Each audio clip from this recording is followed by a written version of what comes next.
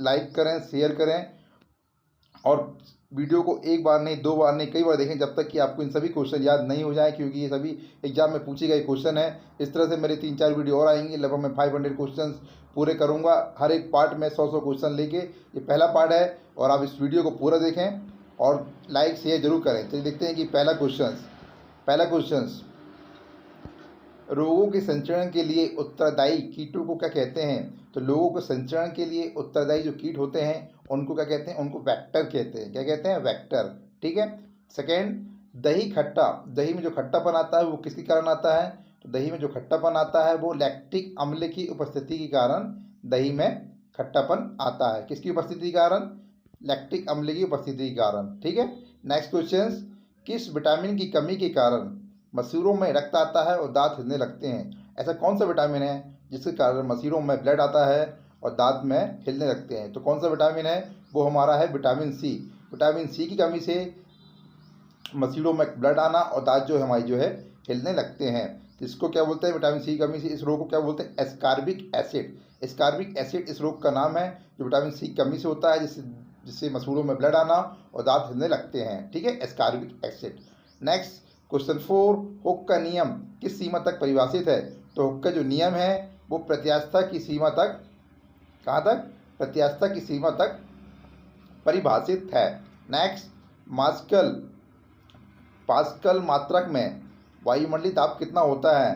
तो जो पास्कल में यदि नापी जाएंगे तो वायुमंडलीय दाब हमारा होता है 10 की पावर 5। ये 105 नहीं है, मिस्टेक हो गया है, ये 10 की घात 5, 10 की घात 5 या 10 की पावर 5। ठीक है। तो ये वायुमंडलीय दाब जो कितना होता है पास्कल में? 10 की पावर 5 पास्कल। ठीक है। और सबसे अधिक क्रियाशील हेलोजन कौन सा है? तो सबसे अधिक जो क्रियाशील हेलोजन है वो है फ्लोरीन। फ्लोरीन सबसे अधिक क्रियाशील हेलोजन है। कौन कौन से हेलोजन होते हैं? Fluorine, chlorine, bromine, iodine, statin. ये 5 हेलोजन हैं जो लवण उत्पादक, जिनको बोलते हैं लवण उत्पादक तत्व। कौन कौन से हैं? Fluorine, chlorine, bromine, iodine, astatine. इन सब में सबसे अधिक जो क्रियाशील है वो कौन है? वो है हेलोजन, नहीं सॉरी, वो कौन सा है? फ्लोरीन। फ्लोरीन जो है सबसे अधिक क्रियाशील है। Next, cinnabar. सिनेबार किसका प्रमुख अयस्क है? तो सिनेबार जो है हमारा पारे का प्रमुख अयस्क है। अब जो पारा है किस धातु के साथ अमलगम बनाता है? तो पारा जो है किस धातु के साथ? लगभग सभी धातु के साथ अमलगम बनाता है, केवल लोहे के छोड़कर। ठीक है, पारा जो है लोहे की धातु को छोड़कर सभी धातु के साथ जो है अमलगम बनाता है। ये आपको याद कर लीजिए, पॉइंट जो कहते जा रहा हूँ मैं। तो सिनेबार यदि पूछता है किसका प्रमुख अयस्क है तो वो है पारे का है। और पारा जो है लगभग सभी धातु के साथ अमलगम बनाता है, किसको छोड़कर? लोहे को छोड़कर। ठीक है। नेक्स्ट, कृत्रिम उपग्रह की कक्षीय चाल उसके द्रव्यमान पर किस प्रकार निर्भर करती है? तो ये है उसके जो कृत्रिम उपग्रह है उसकी कक्षीय चाल जो है वो द्रव्यमान पर निर्भर नहीं करती है। ठीक है। क्या होगा? किस पर निर्भर करती है, किस प्रकार निर्भर करती है? तो सिंपल सा क्वेश्चन है, वो द्रव्यमान पर निर्भर करती ही नहीं है। ठीक है। अब नेक्स्ट, प्रेरित धारा की दिशा किस नियम से ज्ञात की जाती है? तो प्रेरित धारा की दिशा वो लेंज की नियम से ज्ञात की जाती है। नेक्स्ट, नामकरण की द्विनामी पद्धति। ठीक है, नामकरण जो होता है इसकी द्विनामी पद्धति में जीवधारों के 2 नामों से व्यक्त किया जाता है। वो ये 2 नाम कौन कौन से हैं? ठीक है, 2 नाम होते हैं, कौन कौन से होते हैं? ये होते हैं जीन्स एंड स्पेसीज। कौन कौन से 2 नाम होते हैं जो नामकरण की पद्धति में जीवधारों को 2 नाम से व्यक्त किया जाता है? इसमें से होता है जीनस और स्पेसीज। ठीक है, इन 2 नामों से नामकरण जीवों का किया गया है। किन 2 नामों से? एक तो जीन्स की वजह से और दूसरा स्पेसीज की वजह से। ठीक है। नेक्स्ट 11, हरे टमाटर पकने पर लाल किस कारण से होते हैं? जो टमाटर जो है हरे रहते हैं उनका लाल होना किस कारण से होता है? तो वो होता है क्लोरोप्लास्ट क्रोमोप्लास्ट नामक वर्णिंग में परिवर्तित हो जाने की वजह से। तो क्लोरोप्लास्ट जो होता है वो क्रोमोप्लास्ट नामक वर्णिंग में परिवर्तित हो जाता है। इसके कारण हरे टमाटर का रंग कैसा हो जाता है? लाल हो जाता है। नेक्स्ट 12, वह पदार्थ जो सामान्य खाद्य संरक्षण में प्रयुक्त होता है। तो कौन सा पदार्थ है जो सामान्य खाद्य संरक्षण में प्रयुक्त होता है? वो है बेंजोइक एसिड। जो सामान्य खाद्य पदार्थों के संरक्षण में प्रयुक्त किए जाने वाला अम्ल है कौन सा? Benzoic acid. नेक्स्ट, एस्पिरिन का रासायनिक नाम क्या है? तो एस्पिरिन का जो रासायनिक नाम है वो एसिटिल सैलिसिलिक एसिड। क्या नाम है? एसिटिल सैलिसिलिक एसिड, एस्पिरिन का केमिकल नेम है। नेक्स्ट 14 व्यंजक चूड़, जिसको क्या बोलते हैं? Bleaching powder. ब्लीचिंग पाउडर किसका? ऑक्सीक्लोराइड है। तो ब्लीचिंग पाउडर जो है कैल्शियम का ऑक्सीक्लोराइड है, या ब्लीचिंग पाउडर को क्या बोलते हैं? Calcium oxychloride. इसका फॉर्मूला क्या है? CaOCl2 जो है ब्लीचिंग पाउडर का फॉर्मूला है। इसका केमिकल नाम है कैल्शियम ऑक्सीक्लोराइड। इसका फॉर्मूला क्या है? CaOCl2, ठीक है, CaOCl2। अब नेक्स्ट 15 कार्नोटाइट। कार्नोटाइट किसका अयस्क है? तो कार्नोटाइट जो है हमारा यूरेनियम का अयस्क है। किसका अयस्क है? कार्नोटाइट यूरेनियम का। ठीक है, देखो फ्रेंड्स, आप लोगों के लिए मैं 100 क्वेश्चंस, पहला वीडियो है, इसमें मैं 100 क्वेश्चन लूंगा। इस तरह से मैं 100 क्वेश्चन करके नेक्स्ट मेरे वीडियो आते रहेंगे। वो सभी क्वेश्चंस इसमें मेरे वीडियो में रहेंगे जो आज तक हमेशा एग्जाम में पूछे गए हैं। ठीक है, इन सभी क्वेश्चन को आप अच्छे से याद कर लें, वीडियो को कई बार देखें, जब तक आप क्वेश्चन याद ना हो जाए। वीडियो अच्छा लगे शेयर जरूर करें, ठीक है, और चैनल को लाइक सब्सक्राइब जरूर करें, और सभी वीडियो देखें, आने वाली वीडियो से जुड़े जरूर रहें। ठीक है, सभी एग्जाम में पूछे गए क्वेश्चंस के कलेक्शन का वीडियो आप लोगों के सामने है। ठीक है, विभवांतर कैसी राशि है? तो विभवांतर जो है एक सदिश या अदिश कैसी राशि है? तो विभवांतर एक जो है अदिश राशि है। नेक्स्ट, मैग्नीन तथा कास्टेन को प्रमाणिक प्रतिरोध बनाने में प्रयोग किया जाता है क्योंकि मैग्नीन एंड कास्टेन को प्रामाणिक प्रतिरोध बनाने में प्रयोग क्यों किया जाता है? क्योंकि इसका विशिष्ट प्रतिरोध अधिक होता है तथा प्रतिरोध ताप गुणांक कम होता है। तो इन दोनों को प्रामाणिक प्रतिरोध बनाने में प्रयोग क्यों किया जाता है? क्योंकि इनका प्रतिरोध जो है अधिक होता है तथा प्रतिरोध ताप गुणांक जो है कम होता है, इसलिए इनका जो है प्रामाणिक प्रतिरोध बनाने में प्रयोग किया जाता है। किसको? मैग्नीन और कास्टेटन को। ठीक है, अब फोटोन की ऊर्जा तथा वेग में क्या संबंध है? तो फोटोन की ऊर्जा तथा वेग में संबंध है E/c। ठीक है, E/c फोटोन की ऊर्जा तथा संवेग तथा वेग में संबंध का ये फार्मूला है। ठीक है, याद कर लीजिए इसको। कंप्यूटर की पिता किसे कहा जाता है? बहुत ही आसान क्वेश्चन है। कंप्यूटर का जो पिता है चार्ल्स बेबेज। चार्ल्स बेबेज को कंप्यूटर का पितामह कहा जाता है। नेक्स्ट, मानव शरीर में अंतःस्रावी ग्रंथि है। तो मानव शरीर में मास्टर अंतःस्रावी ग्रंथि कौन सी है? तो पिट्यूटरी ग्रंथि जो है मास्टर अंतःस्रावक ग्रंथि है मानव शरीर में। ठीक है, अब पृथ्वी से नेक्स्ट 21, पृथ्वी से निकटतम ऊंचाई पर घूमने वाला कृत्रिम उपग्रह का आवर्तकाल कितना होता है? तो पृथ्वी से निकटतम ऊंचाई पर घूमने वाला जो कृत्रिम उपग्रह है उसका आवर्तकाल होता है 83.7 मिनट, 83.7 मिनट जो है कृत्रिम उपग्रह का आवर्तकाल होता है जो पृथ्वी से निकटतम ऊंचाई पर घूमता है। नेक्स्ट, जल की सतह पर सुई किसके कारण तैरती है? जल की सतह पर सुई के तैरने का कारण है वो है पृष्ठ तनाव, सरफेस टेंशन, जिसके कारण जो है जल की सतह पर सुई जो है तैरती रहती है। एक वृत्ताकार वलय का गुरुत्व केंद्र कहाँ होता है? तो वृत्त के केंद्र पे होता है। नेक्स्ट, फेटोमीटर से नापते हैं। तो फेटोमीटर से क्या नापते हैं? तो फेटोमीटर समुद्र गहराई नापने के लिए फेटोमीटर का उपयोग करते हैं। नेक्स्ट 25, टाइटेनियम किसका समस्थानिक है? तो टाइटेनियम जो है वो हमारा एल्यूमिनियम का समस्थानिक है, टाइटेनियम। ठीक है, नेक्स्ट 26, सेफायर तथा लेपिस लेलुजी किसके अयस्क है? तो सेफायर तथा लेपिस लेलुजी जो है हमारे हाइड्रोजन के अयस्क है। अब मैं थोड़ा फास्ट चलूँगा, आप लोगों को जहाँ फास्ट लगे आप वीडियो को पॉज करके देख के इन क्वेश्चनों को याद करके चल सकते हैं, ये तो बहुत लंबा वीडियो जाएगा, थोड़ा फास्ट स्पीड में बढ़ाता हूँ। ठीक है, नेक्स्ट 27, मनुष्य में रुधिर वर्ग का पता किस जीव विज्ञानी ने लगाया? तो रुधिर वर्ग का जो पता है, ब्लड ग्रुप का जो पता है किसने लगाया था? तो ब्लड ग्रुप का जो पता लगाया था वो लगाया था वैज्ञानिक कार्ल लैंडस्टीनर ने। किस रुधिर वर्ग में कोई भी एंटीजन उपस्थित नहीं होता? तो ऐसा कौन सा ब्लड ग्रुप है जिसमें कोई भी एंटीजन नहीं होता? तो हमारे ब्लड ग्रुप में कोई भी एंटीजन उपस्थित नहीं होता। तो और ऐसा कौन सा ब्लड ग्रुप है जिसमें कोई एंटीबॉडी नहीं होता बोलता है? तो वो कौन सा है? तो वो हमारा होगा AB blood group. AB blood group में कोई भी एंटीबॉडी नहीं होता। O ब्लड ग्रुप में कोई भी एंटीजन नहीं होता। AB ब्लड ग्रुप में कोई भी एंटीबॉडी नहीं होता। ठीक है, नेक्स्ट, कांच को गहरा नीला रंग किसके कारण मिलता है? तो कांच को गहरा नीला रंग मिलने के कारण है वो है कोबाल्ट ऑक्साइड। कोबाल्ट ऑक्साइड की वजह से कांच का रंग कैसा होता है? नीला होता है। नेक्स्ट, मेसोन पाए जाते हैं। तो मेसोन कहाँ पाए जाते हैं? तो अंतरिक्ष किरणों में मेसोन पाए जाते हैं। ठीक है, कॉस्मिक रे में मेसोन पाए जाते हैं। नेक्स्ट, क्या बनने से खुला रखा दूध कुछ देर बाद खट्टा होने लगता है। तो ये सिंपल सा मैंने पहले ही बताया था, दूध में खट्टा होने के कारण का वजह क्या है, लैक्टिक अम्ल। लैक्टिक अम्ल होने की वजह से दूध में जो है खट्टापन आता है। नेक्स्ट, उद्योग में पॉलीथीन का निर्माण किसके बहुलन द्वारा किया जाता है? तो उद्योग जो पॉलीथीन का निर्माण जो किसकी बहुलन द्वारा किया जाता है, तो वो है एथिलीन के बहुलन से। एथिलीन के बहुलन से एथिलीन, याद करिए एथिलीन है, एथिलीन नहीं है, ठीक। ई है, ए आएगा तो डिफरेंट हो जाता है, ई आएगा तो डिफरेंट हो जाएगा, ठीक है। तो इसमें याद कीजिए, इस बात में आप कंफ्यूज नहीं होना है। पॉलीथीन के निर्माण के लिए जो बहुलक है वो इथिलीन, इथिलीन है, एथिलीन नहीं है, इथिलीन, ठीक है। तो इसको याद कर लीजिए। नेक्स्ट 33, डेंगू ज्वर। डेंगू ज्वर की वजह क्या है? डेंगू ज्वर किस बीमारी की वजह से होता है? तो वो हमारे वायरस की वजह से जो होता है डेंगू ज्वर होता है। Next, thalassemia. थैलीसीमिया एक आनुवंशिक रोग है, ये किसको प्रभावित करती है? थैलीसीमिया जो है हमारे ब्लड ग्रुप को प्रभावित करती है, जो एक आनुवंशिक रोग है। नेक्स्ट 35, एस्पिरिन का रासायनिक नाम है। एस्पिरिन का जो रासायनिक नाम है वो एसिटिल सैलिसिलिक एसिड है। ये क्वेश्चन रिपीट हो गया शायद, इससे पहले भी मैंने यहाँ पॉइंट में आपको बता चुका है। नेक्स्ट, मानव शरीर में किस ग्रंथि को मास्टर ग्रंथि कहा जाता है?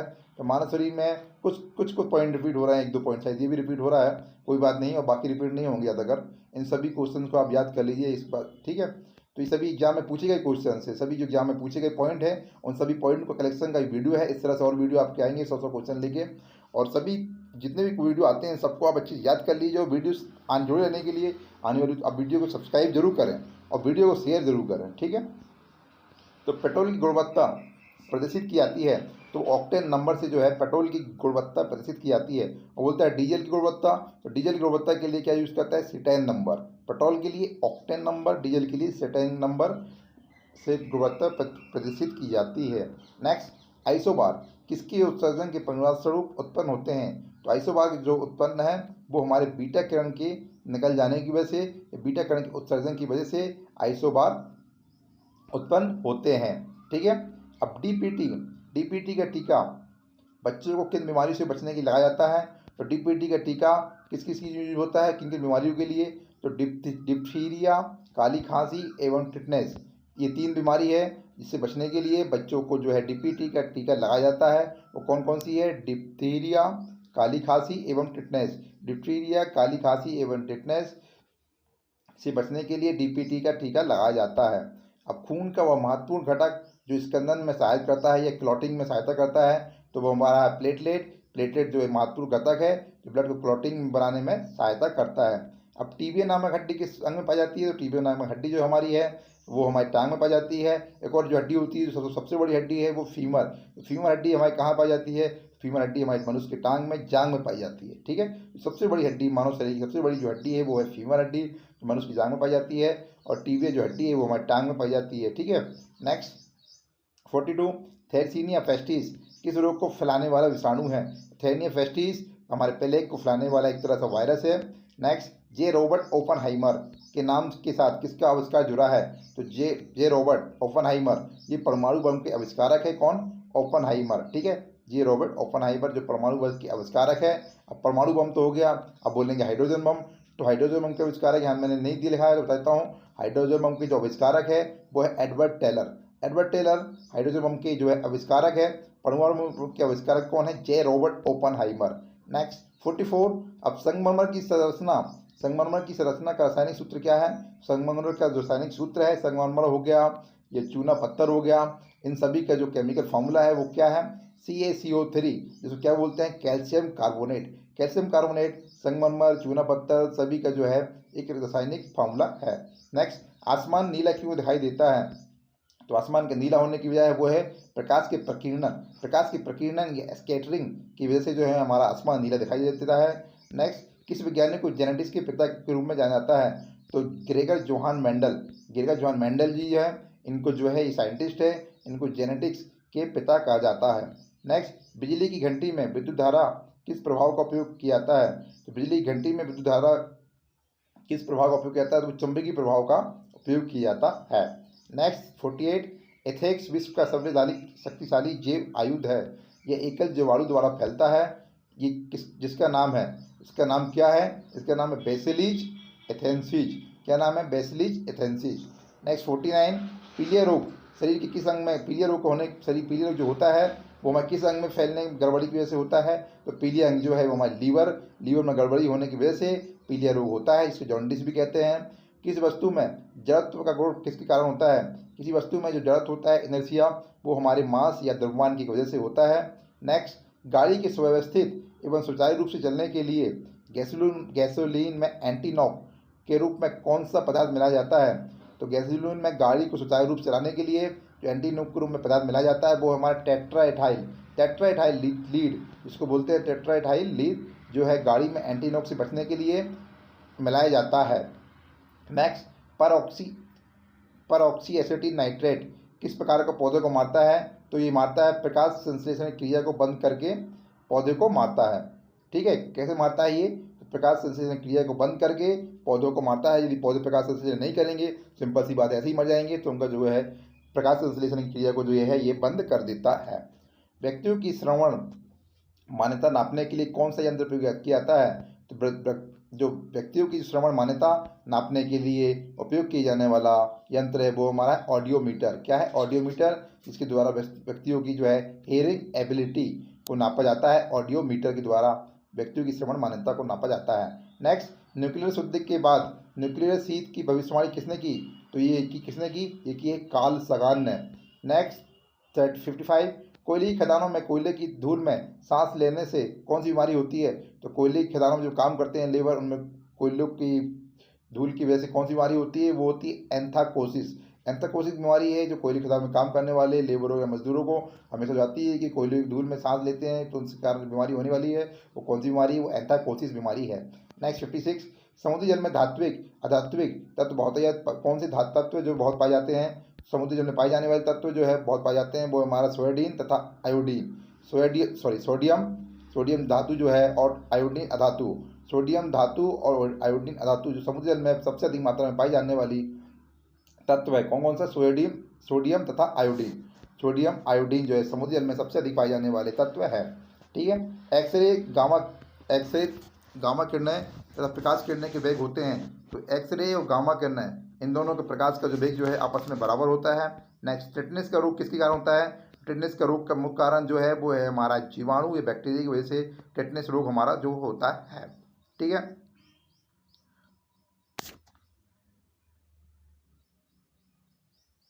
नेक्स्ट, रक्त के स्कंदन के लिए कौन सा विटामिन आवश्यक है, तो रक्त के स्कंदन के लिए जो हमारा आवश्यक विटामिन है वो है विटामिन के।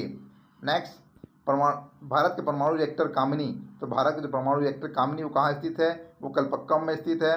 नेक्स्ट, पनडुब्बी चालक किस यंत्र से सागर जल की सतह पर स्थित वस्तु को देखता है, तो पेरिस्कोप से वो सागर जल की सतह पर स्थित वस्तु को देखता है, किसके, पेरिस्कोप से। नेक्स्ट, ब्लड प्रेशर में उच्चतम बिंदु तथा ब्लड प्रेशर का ऊपरी पाठ्यांक को कहा जाता है, तो उसको क्या कहता है, तो ब्लड प्रेशर में जो हाईएस्ट पॉइंट होता है या ऊपर जो पाठ्यांक होता है उसको क्या कहते हैं, उसको कहते हैं प्रकुंचन दाब। और जो लोवेस्ट होता है या निम्नतम होता है या निम्न पाठ्यांक होता है उसको क्या बोलते हैं, संकुचन दाब। ठीक है, उच्चतम बोलता है तो प्रकुचन दाब, जिसे सिस्टोलिक प्रेशर बोलते हैं, और लोवेस्ट बोलेगा तो वो है संकुचन दाब, जिसको बोलते हैं डायस्टोलिक प्रेशर। ठीक है, प्रकुंचन एवं संकुचन, सिस्टोलिक तथा डायस्टोलिक। ठीक, उच्चतम निम्नतम। प्लास्टर ऑफ पेरिस का रासायनिक नाम क्या है, तो प्लास्टर ऑफ पेरिस का रासायनिक नाम जो है calcium sulphate. Calcium sulphate plaster of Paris का रासायनिक सूत्र है, रासायनिक नेम है। इसका फॉर्मूला क्या है, इसका फॉर्मूला है CaSO4 2H हाफ H2O। ठीक है, CaSO4 हाफ H2O जो है कैल्शियम सल्फेट है, ये प्लास्टर ऑफ पेरिस का केमिकल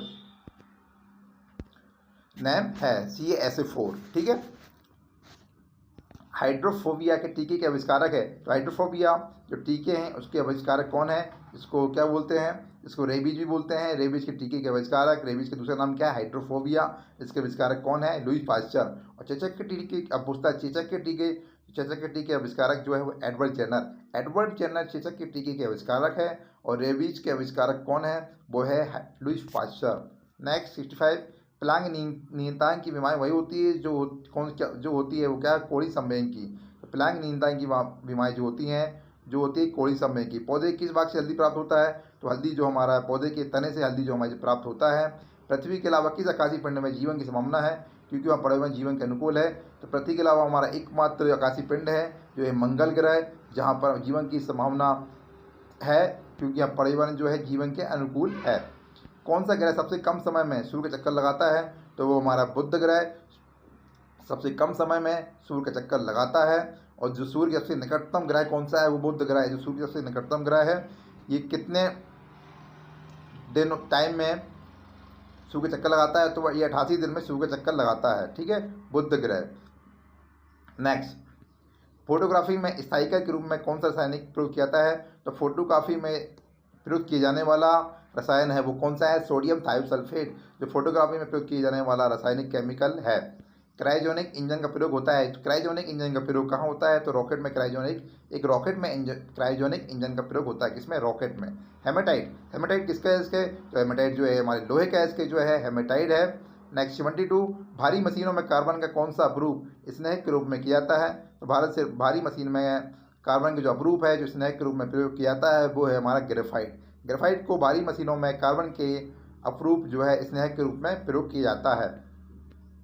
नेक्स्ट, ओजोन एवं त्रिपरमाणु अणु ट्राई एटम मॉलिक्यूल जो पृथ्वी के वायुमंडल की ऊपरी सतह पर सूर्य से निकलने वाली किस ऊर्जा विकिरण से गैस बनती है? तो वो है ऊर्जा, वो कौन सी है? अल्ट्रावायलेट किरण। अल्ट्रावायलेट किरण के द्वारा गैस बनती है हाई अल्ट्रावायलेट किरण, उच्च पराबैंगनी किरण। नेक्स्ट 24, भारतीय वनस्पति सर्वेक्षण, ठीक है, बॉटनिकल सर्वे ऑफ इंडिया किसकी स्थापना कब की गई? इसकी स्थापना की गई 13 फरवरी 1890 में इसकी स्थापना की गई। इसका मुख्यालय कहाँ पर है? इसका मुख्यालय जो है वो कहाँ पर? कोलकाता में है। तो भारतीय वनस्पति सर्वेक्षण की का मुख्यालय कहाँ पर है? इसका मुख्यालय जो है वो कोलकाता में है। इसकी स्थापना 13 फरवरी 1890 में की गई थी, ठीक है। मेनली इसका मुख्यालय पूछा जाता है, इसके मुख्यालय कहाँ पर है? तो इसका मुख्यालय जो है कोलकाता में है। प्रत्येक पदार्थ में उसके द्रव्यमान के कारण ऊर्जा विभूति है, ये सिद्धांत किस वैज्ञानिक ने प्रतिपादित किया था? तो ये प्रतिपादित किया था द्रव्यमान के कारण प्रत्येक पदार्थ में जो ऊर्जा होती है वो किस वैज्ञानिक ने इसका खोज की थी? तो ये है हमारे आइंस्टीन ने, जिसने बताया था कि प्रत्येक पदार्थ में उनकी ऊर्जा का मुख्य वजह क्या है? उसमें उपस्थित द्रव्यमान, जिसके कारण उनमें ऊर्जा होती है। नेक्स्ट 26, ऑस्टियोमलेशिया नामक रोग कौन सा तंत्र प्रभावित होता है? तो ऑस्टियोमलेशिया में जो है हमारा शरीर का कंकाल तंत्र प्रभावित होता है। वहाँ के किस भाग पर वस्तु का प्रतिबिंब बनता है? तो वस्तु का जो प्रतिबिंब है वो हमारे रेटिना पर बनता है। कौन सा उपकरण विद्युत ऊर्जा को यांत्रिक ऊर्जा में बदलता है? तो वो हमारा विद्युत मोटर है, जो इलेक्ट्रिक एनर्जी को मैकेनिकल एनर्जी में ट्रांसफर करता है। ये विद्युत ऊर्जा को यांत्रिक ऊर्जा में बदलता है, ठीक है। वो कौन है? विद्युत मोटर। पानी के अणु में परमाणु किस बंध द्वारा बने होते हैं? तो पानी के अणु में जो परमाणु जो है वो सहसंयोजी बंध द्वारा आपस में जो है बंधे रहते हैं। नेक्स्ट, क्रेब्स जो चक्र है, क्रेब्स साइकिल है, कहाँ संपन्न होता है? तो वो माइटोकॉन्ड्रिया में जो क्रेब्स साइकिल कंप्लीट होता है। नेक्स्ट 81, मानव शरीर में खून की शुद्धिकरण की प्रक्रिया क्या कहते हैं?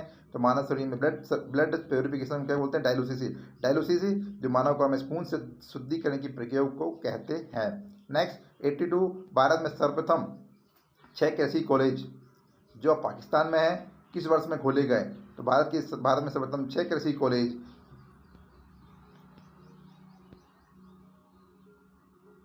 ठीक है, भारत में सर्वप्रथम 6 कृषि कॉलेज खोले गए।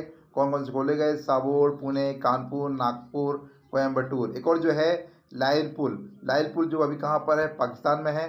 ये किस वर्ष में खोले गए? तो ये खोले गए 1905 से 1907 के मध्य में भारत में सर्वप्रथम 6 कृषि कॉलेज खोले गए। वो इन सभी के नाम आपके सामने हैं, साबोर, पुणे, कानपुर, कोयम्बटूर तथा एक और जो है जो पाकिस्तान में चला गया है अभी। नेक्स्ट 83, देश का प्रथम राज्य कृषि विद्यालय, देश का प्रथम राज्य कृषि विश्वविद्यालय जुलाई 1960 में कहाँ खोला गया? तो ये खोला गया है पंतनगर, उत्तराखंड में खोला गया, ठीक है। 84, वर्तमान में ये दिसंबर 2006 तक, वर्तमान में दिसंबर 2006 तक पूछा था देश में कुल कितने कृषि विज्ञान केंद्र हैं? तो देश में 2006 तक कितने कृषि विज्ञान केंद्र हो गए थे? तो वह 541 कृषि केंद्रीय विश्वविद्यालय हो चुके थे। कब? 2006 तक। नेक्स्ट 85, वर्ष 1974 में देश का प्रथम कृषि विज्ञान केंद्र कौन सा था? तो बस 1974 में देश का प्रथम कृषि विज्ञान केंद्र वो है पांडिचेरी। नेक्स्ट 86, सड़क पर एक कार 60 किलोमीटर प्रति घंटे की एक समान चाल से जा रही है, कार में लगने वाला शुद्ध परिणामी बल कितना होगा।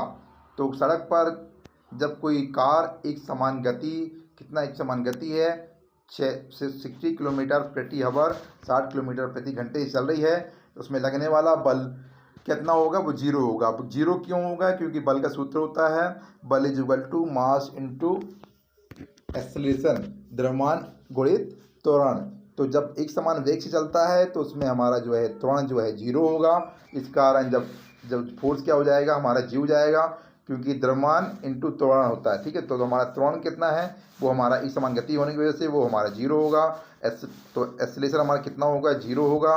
तो मास इंटू एक्सेलरेशन जो हमारा बल होता है, तो बल जब त्वरण जीरो है तो द्रव्यमान कितना भी क्यों ना हो वो मल्टीप्लाई जीरो से होगा, तो हमारा बल जो है हमें जो है जीरो ही मिलेगा।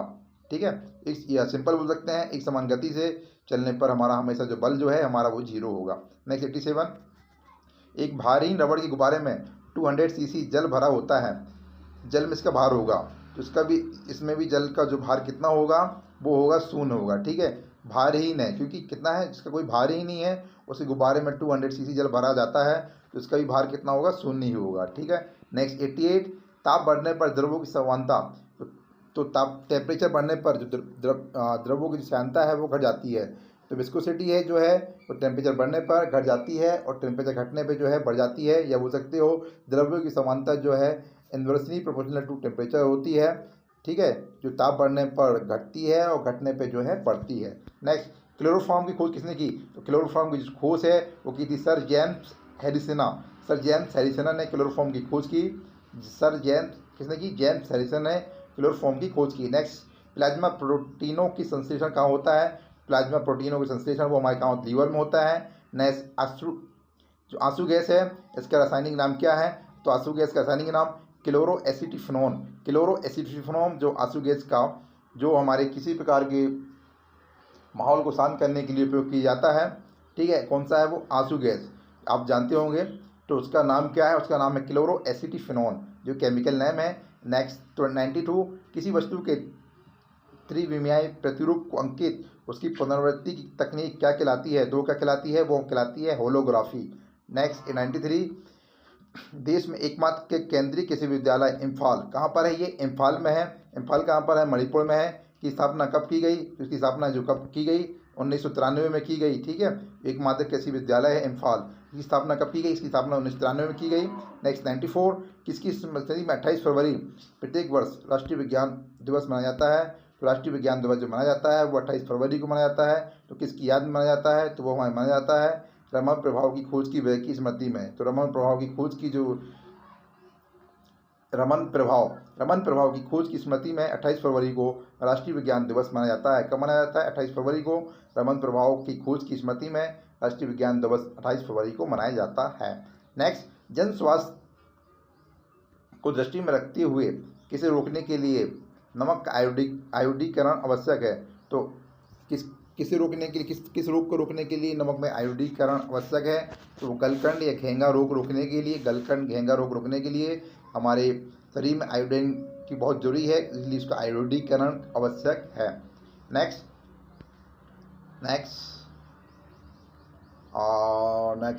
96, तो मम्मस नामक रोग शरीर में कौन सा अंग प्रभावित होता है। तो मम्मस जो एक नामक रोग होता है उसमें हमारे शरीर में लाल ग्रंथियाँ प्रभावित होती है। क्या प्रभावित होती है, वो उसमें हमारे शरीर में जो अंग जो हमारा खराब होता है या डिजीज होता है वो कौन सा है, वो लाल ग्रंथि हमारी जो है खराब होती है। नेक्स्ट 97, प्रकाश संश्लेषण की कौन सी गैस आवश्यक है। तो प्रकाश संश्लेषण के लिए, फोटोसिंथेसिस के लिए जो आवश्यक जो गैस है वो कार्बन डाइऑक्साइड हमारे प्रकाश संश्लेषण के लिए, पौधों के प्रकाश संश्लेषण के लिए बहुत ही आवश्यक है। नेक्स्ट 98, कपड़े धोने का सोडा।